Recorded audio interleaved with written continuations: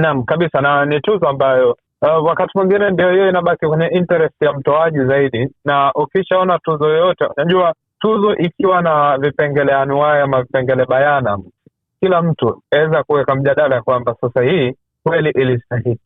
Lakini kama tuzo imetolewa kwa mapenzi ya mtoaji zaidi, anayebeba dhima ya taasisi kama shirikisho la mpira wa miguu duniani FIFA, ni lazima itazua mjadala, kwa sababu FIFA ni chombo cha dunia, sio chombo cha mtu binafsi.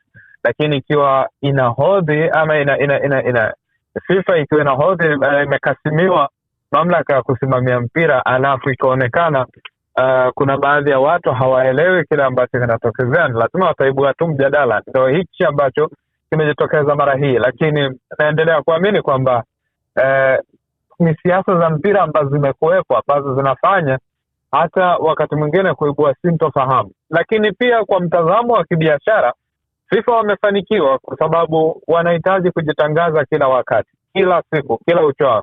Wanahitaji kuwa sehemu ya mijadala ya dunia.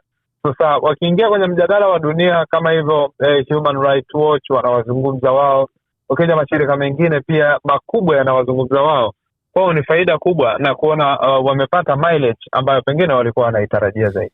Na ninyi sasa kama wafuatilizi wa soka kindakindaki, pasi na shaka naweza kusema hivyo, wewe kama wewe unalifafanua vipi? Unaona kuna kuishi kwa tuzo hii kwa miaka inavyozidi kwenda kulingana na jinsi FIFA ilivyo na uwekezaji wake?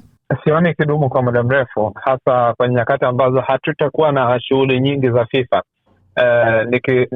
Nikiangazia zaidi, hakuna michuano ya kombe la dunia mpaka miaka 4 ipite. Hakuna michuano ya ngazi ya vilabu ya kombe la dunia mpaka miaka 4 ipite.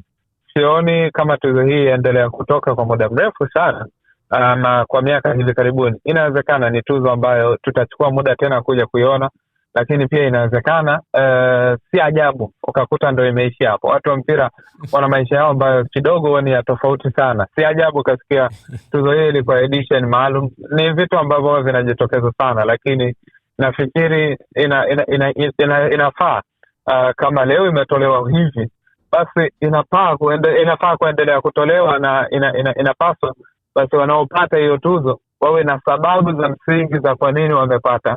Vigezo vilivyotumika kuwapata vya anuwai, nafikiri itakuwa rahisi zaidi.